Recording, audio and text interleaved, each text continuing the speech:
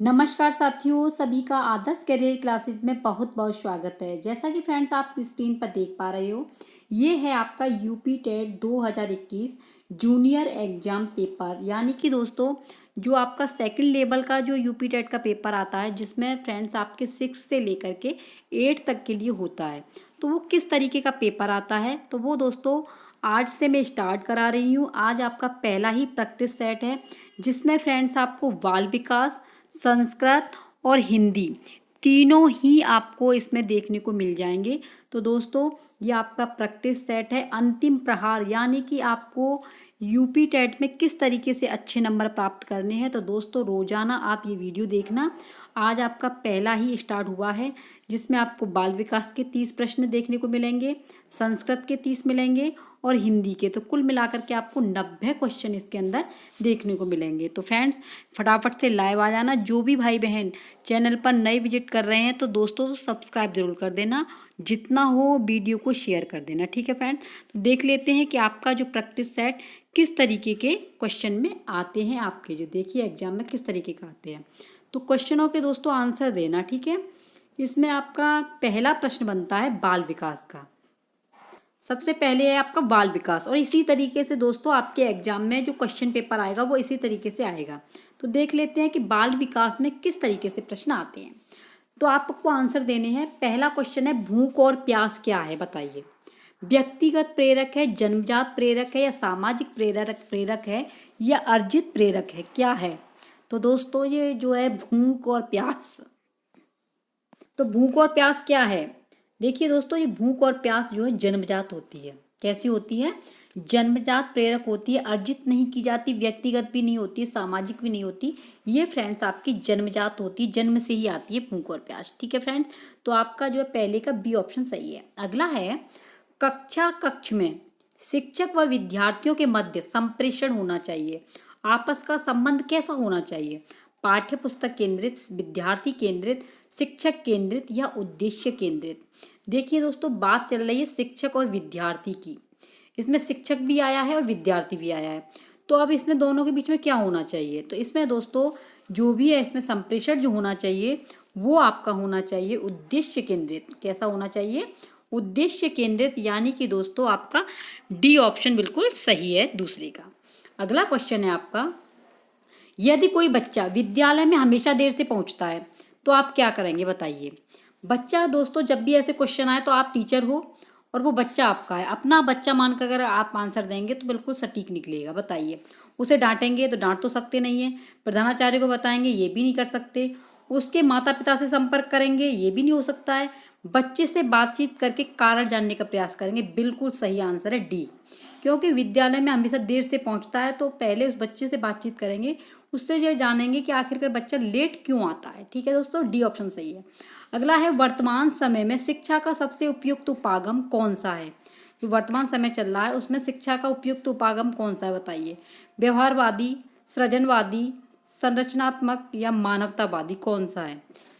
तो फोर्थ का जो ऑप्शन जाता है वो है दोस्तों आपका सृजनवादी उपागम, यानी कि बी ऑप्शन बिल्कुल सही है। अगला क्वेश्चन है, स्कूलों में अधिकतर शिक्षकों में अपने छात्रों के लिए किसका सर्वाधिक अभाव पाया जाता है। अपने छात्रों के लिए स्नेह का, क्रोध का, दोषारोपण का, या घृणा का।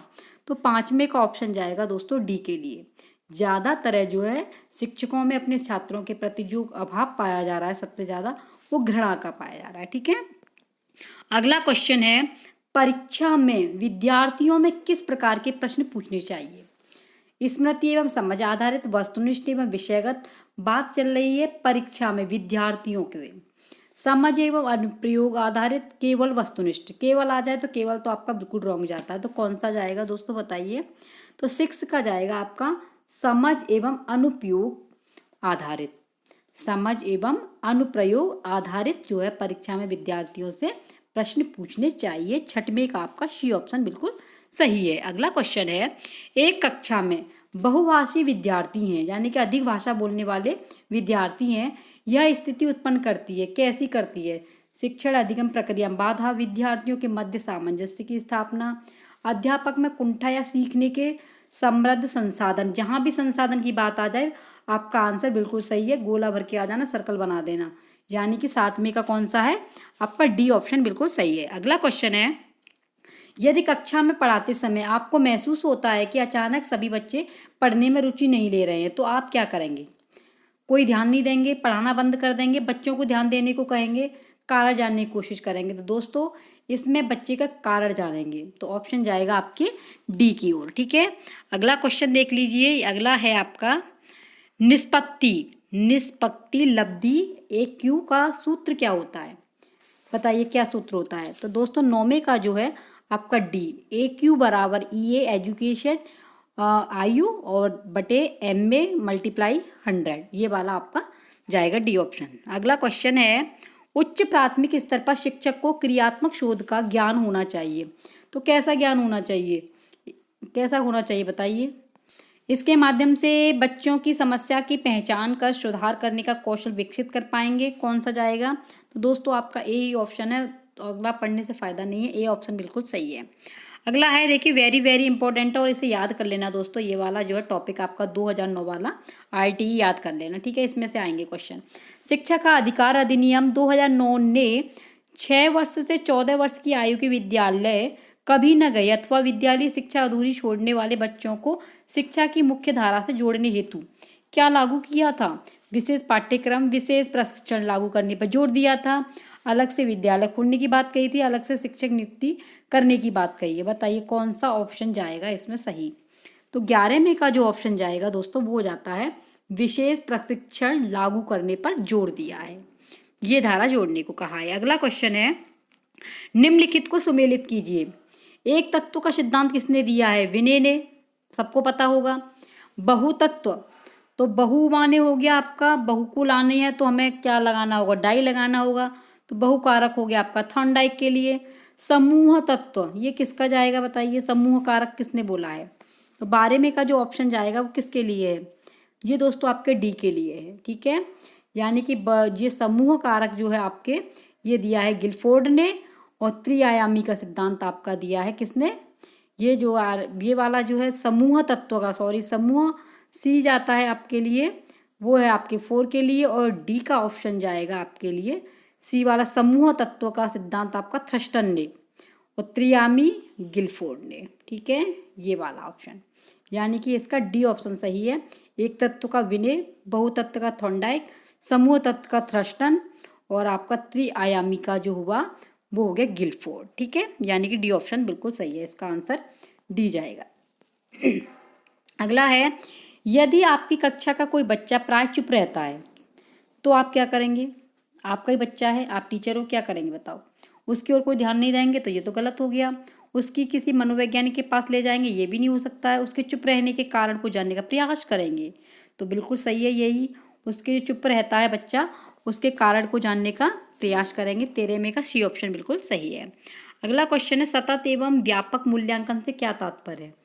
तो नियमित रूप से मासिक परीक्षा लेना, सीखने की प्रक्रिया के दौरान शैक्षिक एवं शैक्षिक क्षेत्रों की नियमित रूप से आकलन करना, क्या होगा इसका?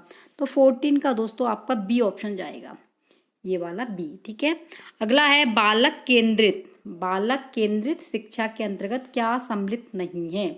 गृह कार्य, बालक को प्रश्न पूछने के लिए प्रेरित करना, बालक के अनुभव को प्राथमिकता प्रदान करना, बालक की सृजनात्मकता को बढ़ावा देना, क्या नहीं है?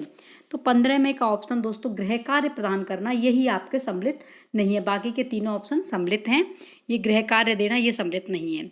अगला है, प्रतिभाशाली बालक वह है जो अपने उत्पादन की मात्रा, दर तथा गुणवत्ता में विशिष्ट होता है। यह कथन किसका है? किसने दिया है ये कथन? तो 16वें का ऑप्शन है दोस्तों सी, R.W. टेलर द्वारा। R.W. टेलर द्वारा। अगला है, बच्चों को सीखने सिखाने की प्रक्रिया के दौरान वे उस कार्य को किस प्रकार से कर रहे हैं, इसकी जानकारी इन्हें कैसे होगी बताइए? 17वें का दोस्तों आपका बी ऑप्शन सही है।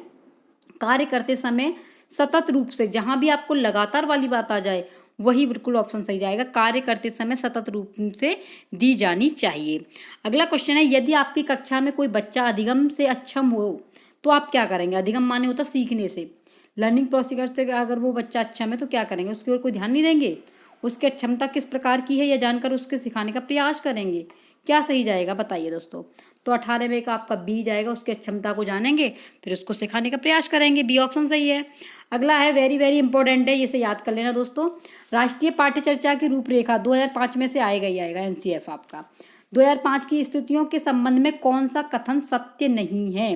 तो सत्य नहीं है, देखो, विश्वविद्यालय को राजनीति से मुक्त रखना, ज्ञान को वाही जीवन से जोड़ना, राष्ट्र के प्रजातांत्रिक मूल्यों का सम्मान, परीक्षाओं में लचीलापन। तो ये तीनों तो उसके अंदर हैं, एनसीएफ के अंदर नहीं पूछा है, तो आपका ए ऑप्शन जाएगा, विश्वविद्यालय को राजनीति से मुक्त रखना। राजनीति वाली बात जो है एनसीएफ में नहीं कही गई है, ठीक है, यानी कि ऑप्शन आपका ए सही है। अगला है बच्चों के भाषाई विकास के लिए जरूरी है। तो भाषाई विकास की बात चल रही है दोस्तों, तो कौन सा जाएगा? ऑप्शन आपका डी जाएगा इसमें, क्योंकि उनको अधिक से अधिक अवसर प्रदान करने चाहिए, ये सही है। भाषाई कौशल विकास हेतु गतिविधियां भी सही है। लिखना पढ़ना बोलना तथा सुनने का अभ्यास बिल्कुल, तो यानी ऑप्शन आपका डी ऑप्शन सही है। अगला है कक्षा कक्ष में बैठने व्यवस्था, कक्षा कक्ष में बैठक की व्यवस्था होनी चाहिए कैसी? कक्षा कक्ष में कराई जा रही गतिविधियों के अनुसार। तो दोस्तों इसका 21 का जो जाएगा वो ऑप्शन आपका ए ही जाएगा। गतिविधियां वाला जहां भी दिख जाए वो आपका ऑप्शन ए सही है, ठीक है। अगला है आपका अंतवैयक्तिक बुद्धि से तात्पर्य है। अंतर्वैयक्तिक जो बुद्धि है उससे क्या तात्पर्य है? स्वयं की क्षमताओं एवं कमजोरियों की पहचान करना, दूसरों को अभिप्रेरित करने का कौशल, विभिन्न व्यक्तियों को समझने का कौशल, दूसरों के साथ बातचीत करने का कौशल। तो दोस्तों 22 में का जाएगा आपका विभिन्न व्यक्तियों को समझने का कौशल। अंतवैयक्तिक बुद्धि से तात्पर्य है आपका विभिन्न व्यक्तियों को समझने का कौशल। अगला क्वेश्चन है वर्तमान समय में शिक्षक की भूमिका क्या है? तो दोस्तों सुगम करता है शिक्षक की भूमिका, ज्ञान देने वाले की, मित्र की, प्रबंधक की। आपका आंसर जाएगा बी की ओर, सुगम करता।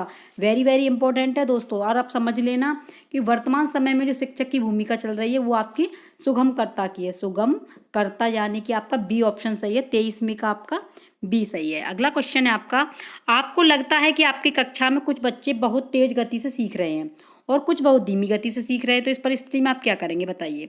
तेज गति से सीखने वाले बच्चों को आगे बढ़ने देंगे, धीमी गति से सीखने वाले बच्चों पर कोई ध्यान नहीं देंगे, इस बात पर कोई ध्यान ही नहीं देंगे, तेज गति से सीखने वाले बच्चों की सहायता धीमी गति से सीखने वाले बच्चों को सिखाने हेतु लेंगे। वेरी वेरी इंपॉर्टेंट, बिल्कुल सही है, डी ऑप्शन जाएगा आपका 24 का दोस्तों, डी ऑप्शन सही है। अगला क्वेश्चन है आपका, शिक्षण अधिगम प्रक्रिया की दृष्टि से एक अच्छा शिक्षक वह है जो कक्षा में बातचीत रोकने में सफल हो जाता है, बातें करने वालों को दंडित करता है, उदासीन है, जो सोचता है कि बातचीत को सीखने के संसाधन के रूप में, देखिए संसाधन आ चुकी है। तो क्वेश्चन का आंसर आपका यही डी ऑप्शन बिल्कुल सही है, ठीक है। अगला क्वेश्चन है आपका, प्रयोजना विधि के प्रतिपादक कौन है बताइए? प्रयोजना के दुर्खेम, प्लेटो, सुकरात, किलपैट्रिक।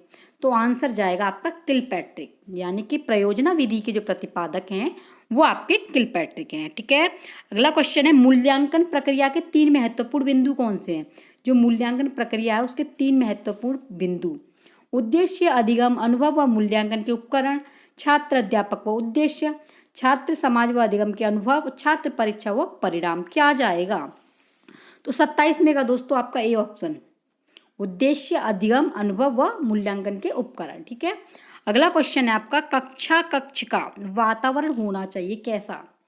शांत, शोरगुल से भरा, अनुशासन से पूर्ण, मित्रतापूर्वक। देखिए दोस्तों, शांत होगा तो वहाँ भी ज़्यादा अच्छा नहीं लगेगा, शोरगुल रहेगा तो भी नहीं अच्छा लगेगा, अनुशासन से पूरा ये भी देखिए, मित्रतापूर्ण, अगर मित्रतापूर्ण आपका कक्ष का वातावरण होगा तो वहाँ पर शांति भी रहेगी, अनुशासन भी रहेगा और थोड़ा सा शोरगुल भी होगा। तो जाने के तीनों आ चुके हैं, मित्रतापूर्ण आपका कक्षा का वातावरण होना चाहिए। 28 में का दोस्तों आपका डी ऑप्शन बिल्कुल सही है। अगला क्वेश्चन है, कठोर शिल्प। जो कठोर शिल्पोपागम किस सिद्धांत पर आधारित है? तो कठोर दोस्तों आपका इंजीनियरिंग पर आधारित है, यानी कि कठोर का जो है बी ऑप्शन जाता है। अगला है, किशोरावस्था में बच्चे किस प्रकार की समस्या का समाधान करते हैं, किस समस्या से जूझते हैं बताइए? किशोरावस्था में शारीरिक एवं मानसिक परिवर्तन से, अपने साथियों से समायोजन करना, अपने माता पिता में समायोजन करना, पढ़ाई संबंधी। तो 30 में का जो है दोस्तों ए, शारीरिक एवं मानसिक परिवर्तन से समायोजन करना। तो दोस्तों ये थी आपकी CDP 1 से 30 क्वेश्चन, ठीक है। तो ये CDP है आपका। अब अगला देख लेते हैं। अगला दोस्तों है आपका हिंदी, यानी कि भाग 2 है आपकी हिंदी भाषा 1, ठीक है। तो इसमें पहला क्वेश्चन है आपका, कौन सा व्यंजन त वर्ग का नहीं है। त वर्ग की बात चल रही है, तो कौन सा व्यंजन त वर्ग के अंतर्गत नहीं है, तो वो है आपका म। कौन सा है, म जो है आपका त वर्ग के अंतर्गत नहीं आता है। अगला क्वेश्चन है, राजा नगर में आए अर्थ के अनुसार यह वाक्य निम्नलिखित में से किस प्रकार के अंतर्गत है। संदेश सूचक, विधानार्थक वाक्य, संकेतार्थक वाक्य या इच्छाबोधक। तो 32 में का दोस्तों आपका बी ऑप्शन सही है, विधानार्थक वाक्य है, क्योंकि ये राजा नगर में आए हैं विधान के अनुसार। ठीक है। निम्नांकित शब्दों में से संबंध बहुब्रीहि सामासिक शब्द है, बहुब्रीहि का कौन सा है, तो बहुब्रीहि का दोस्तों दशानन। ठीक है, कौन सा है, 33 में का आपका ए ऑप्शन सही है, दशानन। सामासिक मतलब होता है समास, इसको ये लिख लेना अगर नहीं पता हो कि सामासिक पूछा है, आप कंफ्यूज हो जाएं। बहुब्रीहि का समास कौन सा है, समास का शब्द कौन सा है, तो आपका दशानन है। ठीक है, ए ऑप्शन सही है। अगला है, इस वाक्य में किस लोकोक्ति का प्रयोग होगा। तीर्थों के पंडे पुजारी प्राय ऐसे यजमानों की खोज में रहते हैं जो आंख के अंधे और गांठ के पूरे। बिल्कुल सही है आपका 34 में का दोस्तों ए ऑप्शन सही है, आंख के अंधे और गांठ के पूरे, इसमें ही खोज में लगे रहते हैं। मैं अपना सिर खुजाता हूँ, तो देखिए मैं अपना सिर खुजाता हूँ, तो दोस्तों ये सकर्मक क्रिया है, क्योंकि मैं अपना सिर खुजा रहा हूँ, कार्य कर रहा हूँ। तो 35 में का आपका कौन सा जाएगा, बी ऑप्शन सही है, सकर्मक क्रिया। अगला है, मैं खाना खा रहा हूँ। क्रियाएं जो आपकी दो होती हैं आपको पता ही है, सकर्मक और अकर्मक। ठीक है, तो इसमें मैं सिर खुजाता हूँ तो आपकी जो है सकर्मक क्रिया है। मैं खाना खा चुका तब वह आया, मैं खाना खा चुका तब वह आया, यह वाक्य है सरल वाक्य है, संयुक्त वाक्य है, मिश्र वाक्य है या संक्षिप्त वाक्य है, तो कौन सा है दोस्तों, ये मिश्र वाक्य है। मैं खाना खा चुका तब वह आया, तो ये हो गया आपका मिश्र वाक्य। अगला क्वेश्चन है, मेरा कुत्ता काला है। इस वाक्य में काला क्या है, सर्वनाम, संज्ञा, विशेषण या क्रिया। मेरा कुत्ता काला है, तो कौन सा ऑप्शन सही जाएगा, तो 37 का दोस्तों आपका जाएगा, मेरा कुत्ता काला है। काला पूछा है तो इसमें क्या है, विशेषण है। काला शब्द क्या है, विशेषण, यानी विशेषता बता रहा है काले की। कुत्ता की जो विशेषता क्या है, तो वो काले रंग का है, तो इसमें जाएगा आपका विशेषण, सी ऑप्शन। अगला है, निम्नलिखित वाक्य में एक विराम चिन्ह का लोप है, वह विराम चिन्ह कौन सा है। वाक्य आपका ए, आप एक ऐसे मनुष्य की खोज कराइए जिसने कभी दुख का नाम न सुना हो, तो कौन सा ऑप्शन जाएगा दोस्तों आपका, पूर्ण विराम न हो, ये वाला आएगा, इसमें पूर्ण विराम आ जाएगा, तो डी ऑप्शन बिल्कुल सही है। संस्कृत के मूल शब्द जो हिंदी भाषा में प्रचलित हैं वे क्या कहलाते हैं, तद्भव, विदेशी, तत्सम, देशज। तो दोस्तों ये कहलाते हैं आपके तत्सम। तत्सम वे शब्द हैं जो संस्कृत के मूल शब्द हैं लेकिन हिंदी भाषा में वो प्रयोग किए गए हैं, तो वो आपके 39 का आंसर जाएगा सी की ओर। एक अनार 100 बीमार, यह क्या है, मुहावरा है, वाक्य है, वाक्यांश है, लोकोक्ति है, क्या है, तो एक अनार 100 बीमार, ये दोस्तों आपकी लोकोक्ति है। क्या है, डी ऑप्शन सही है। कोप शब्द का पर्यायवाची क्या है, कोप का अति, अवितर, कृतांत, अमर्ष, मृषा, क्या जाएगा, तो दोस्तों ये ऑप्शन जाता है अमर्ष। कोप माने क्या है, अमर्ष, सी ऑप्शन बिल्कुल सही है। अगला क्वेश्चन है इसका, भिन्न भिन्न स्वरों के मेल से जो स्वर उत्पन्न होता है उसे क्या कहते हैं। भिन्न भिन्न माने होता है अलग अलग स्वरों के मेल से जो स्वर उत्पन्न होता है उसे क्या कहते हैं, तो उसे कहते हैं संयुक्त स्वर। क्या बोलेंगे, संयुक्त स्वर। 42 का आपका ए ऑप्शन सही है, संयुक्त स्वर इसे बोलेंगे। अगला है, गौरव गाथा। गौरव गाथा, इन दोनों के बीच में जो चिन्ह लगा है वो क्या है, यानी कि ये वाला जो चिन्ह लग रहा है इसे दोस्तों आपके योजक चिन्ह बोलते हैं। क्या बोलते हैं, योजक, तो इसे सी ऑप्शन सही है। फ्रेंड्स, इन सभी टॉपिक जो भी मैं करा रही हूँ, जो क्वेश्चन आ रहे हैं, इन सभी टॉपिकों की मैंने वीडियो बना दी है। आप लोग दोस्तों प्लेलिस्ट से जा करके संपूर्ण को देख सकते हैं। जितने भी आपके सिलेबस में आए हैं सभी टॉपिक वाइज दोस्तों प्लेलिस्ट बनी हुई है, वहाँ से हिंदी की आप संपूर्ण वीडियो देख लेना। ठीक है दोस्तों। अगला क्वेश्चन है आपका, पॉकेट मार। पॉकेट मार शब्द में समास कौन सा है, तो पॉकेट मार में जो समास है वो आपका तत्पुरुष समास है। कौन सा है, 44 का दोस्तों आपका बी ऑप्शन सही है। पॉकेट में मार या पॉकेट से मार, पॉकेट से मार तो तत्पुरुष समास हो गया इसमें 44 का। अगला है, प्रधान अध्यापक की बातें सुनकर मैं शर्म के मारे चुप हो गया। रेखांकित वाक्यांश का भाव किस मुहावरे में व्यक्त होता है। आकाश पाताल एक कर देना, अपना सा मुँह लेकर रह गया, अपना उल्लू सीधा करने लग गया, उल्टी गंगा बहाने लगा, तो कौन सा ऑप्शन जाएगा दोस्तों? ये जाएगा अपना सा मुंह लेकर रह गया। शर्म के मारे चुप हो गया तो अपना सा मुंह लेकर के रह गया, बी ऑप्शन सही है। आंखें दिखाना क्या होगा? इस मुहावरे का अर्थ क्या है? लज्जित करना, स्वागत करना, सावधान करना, क्रोध से देखना। तो 46 में का ऑप्शन जाएगा दोस्तों क्रोध से देखना, डी ऑप्शन सही है। ठीक है, अगला क्वेश्चन है कहू। कहू रावण रावण जग केते पद में रावण शब्द का प्रयोग क्रमशः कहाँ पर हुआ है? जातिवाचक में, व्यक्तिवाचक संज्ञा, व्यक्तिवाचक संज्ञा या व्यक्तिवाचक संज्ञा, कौन से में हुआ है? तो 47 का आंसर जाएगा सी की ओर, जातिवाचक संज्ञा एवं जातिवाचक संज्ञा। ये वाला व्यक्तिवाचक संज्ञा एवं जातिवाचक संज्ञा, यानी कि 47 का सी ऑप्शन बिल्कुल सही है। अगला है भगवद गीता। ये है भगवद भक्ति। भगवद भक्ति में संधि कौन सी है? विसर्ग संधि है, स्वर संधि है, व्यंजन संधि है, गुण स्वर संधि, कौन सी है भगवद भक्ति में? तो भगवद भक्ति में दोस्तों आपकी व्यंजन संधि है। कौन सी है? व्यंजन, यानी कि सी ऑप्शन सही है। अनुकरणीय में लगा प्रत्यय कौन सा? अनुकरणीय में कौन सा प्रत्यय लगा हुआ है? पीछे लगता है हमेशा प्रत्यय, बताइए। 49 का ऑप्शन जाएगा डी की ओर, ये प्रत्यय लगा हुआ है अनुकरणीय में। ठीक है, अगला क्वेश्चन है वर्तनी की दृष्टि से कौन सा शब्द सही है? सही शब्द पूछा है, देखिए द्वंद्व, द्वंद्व, द्वंद्व, ये वाला डी ऑप्शन सही है, द्वंद्व। 50 में का कौन सा है? डी ऑप्शन बिल्कुल सही है आपका। ठीक है, अगला क्वेश्चन है आपका, अगला क्वेश्चन है किसी वाक्य के अंश को हम निम्नलिखित में से क्या कहेंगे? तो क्या कहेंगे? पदबंध, पदतल, पदरूप, पदत्राण, क्या बोलेंगे? तो 51 का आंसर जाएगा दोस्तों आपके ए की ओर, यानी कि बोलेंगे पदबंध। क्या कहेंगे इसे? पदबंध। ठीक है, रहीमन पानी राखिए बिन पानी सब सून, पानी गए न उबरे मोती मानस शून। इस शब्द शक्ति पहचानिए, क्या है ये? माधुरी शब्द शक्ति है, अमिधा है, व्यंजना है, लक्षणा है, कौन सा है? तो 52 का जाएगा व्यंजना शब्द शक्ति। व्यंजना शब्द शक्ति 52 का दोस्तों आपका डी ऑप्शन बिल्कुल सही है। अगला क्वेश्चन है आपका, जिस मूल शब्द में विकार होने से क्रिया बनती है उसे क्या कहेंगे? जिस मूल शब्द से विकार होने पर क्रिया बनती है उसे क्या कहेंगे? तो 53 का दोस्तों आंसर जाएगा यौगिक धातु। क्या होगा? यौगिक धातु, यानी कि डी ऑप्शन बिल्कुल सही है। अगला क्वेश्चन है संज्ञा का वह रूप, संज्ञा का वह रूप जिससे क्रिया के आधार पर बोध होता है, तो क्या है? करण कारक है, संबंध कारक है, संप्रदान कारक है या अधिकरण कारक है? क्या जाएगा ऑप्शन, बताइए।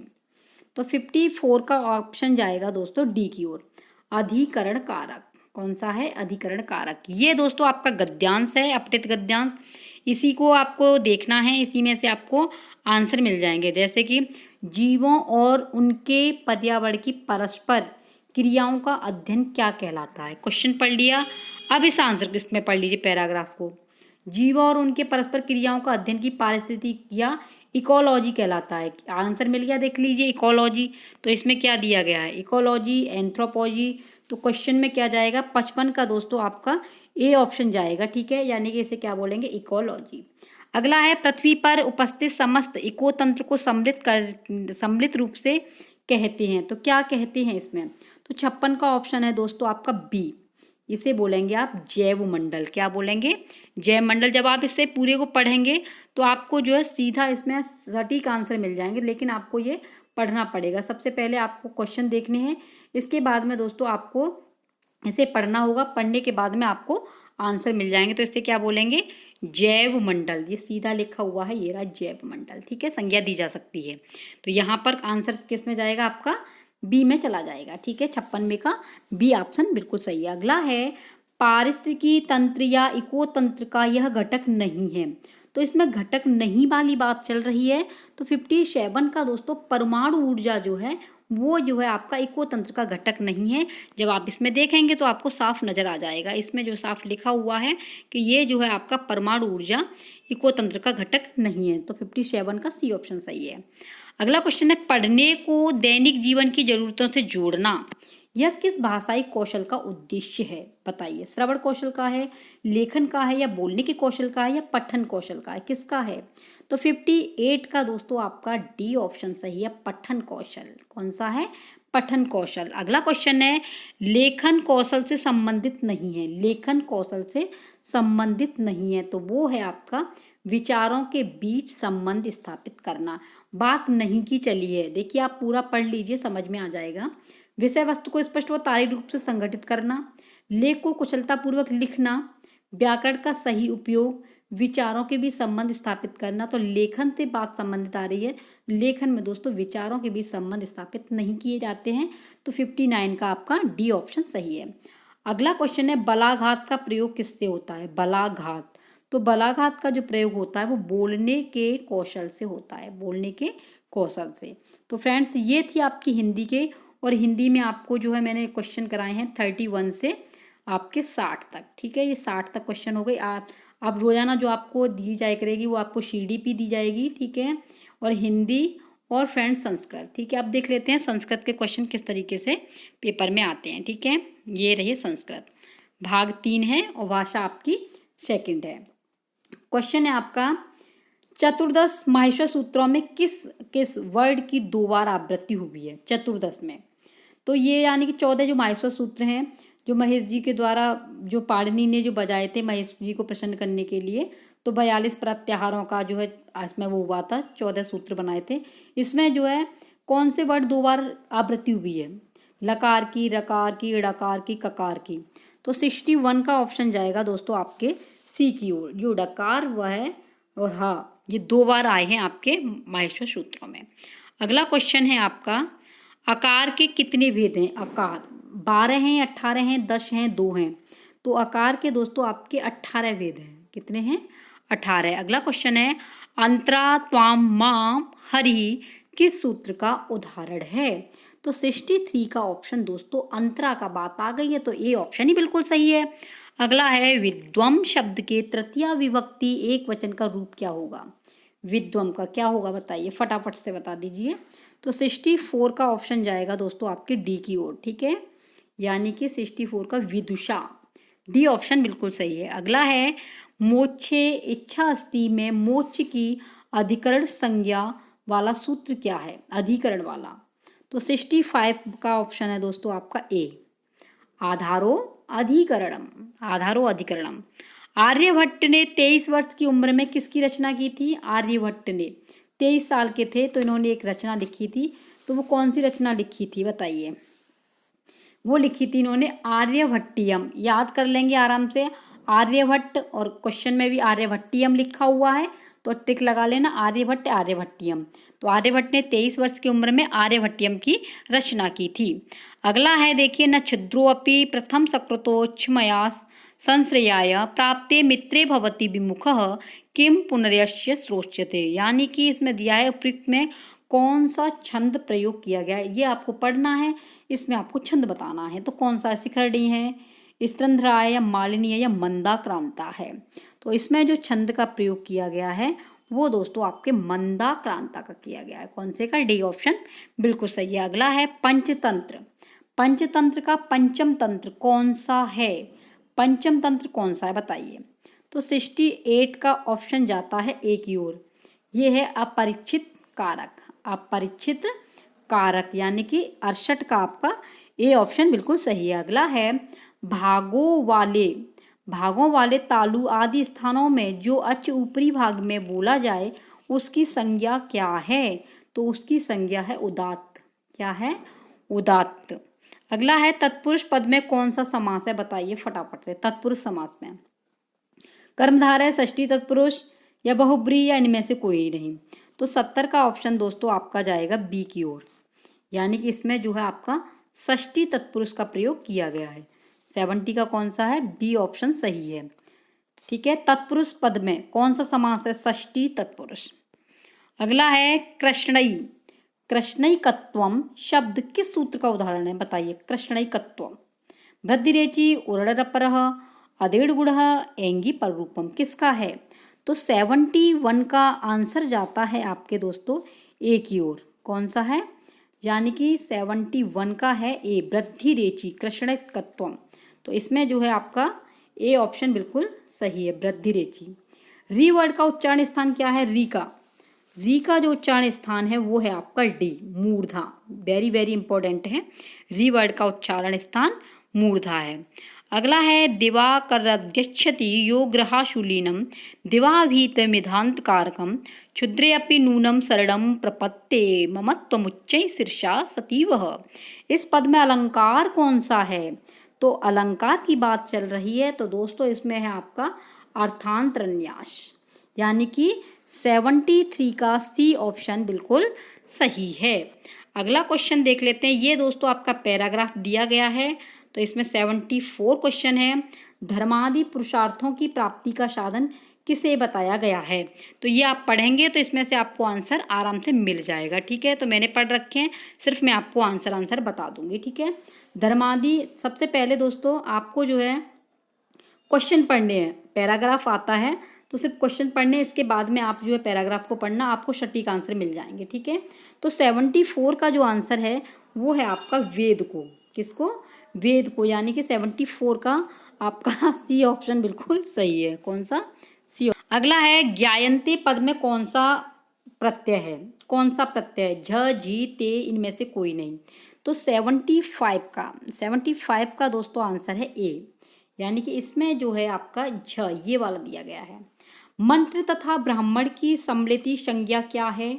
मंत्र तथा ब्राह्मण की, तो आपका जो है दोस्तों ये आंसर जाता है 76 का आपका डी की ओर। वेद है आपका, मंत्र और ब्राह्मण की सम्मिलित संज्ञा है आपकी वेद। तो 76 का कौन सा है? डी ऑप्शन बिल्कुल सही है। अगला क्वेश्चन है लभ्यन्ते। लभ्यन्ते पद में धातु से विशेष प्रत्यय किया गया है। क्या प्रत्यय किया गया है बताइए? तो 77 का जो आंसर है दोस्तों वो है आपका बी, यक। 77 का कौन सा है? यक आपका बिल्कुल सही है। 77 का आंसर जो है बी ऑप्शन बिल्कुल सही है। धर्मादि पुरुषार्थ से क्या प्राप्त तात्पर्य है? धर्मादि पुरुषार्थ से धर्म अधर्म ज्ञान मोक्ष, धृति क्षमा दम अस्तेय, धर्म अहिंसा सत्य मोक्ष, धर्म अर्थ काम मोक्ष क्या है? तो 78 का दोस्तों धर्मादि पुरुषार्थ की बात चल रही। पुरुषार्थ 4 होते हैं, वो है आपके धर्म अर्थ काम मोक्ष। ठीक है, अगला है इष्ट प्राप्ति तथा अनिष्ट परिहार का साधन वेद क्या है?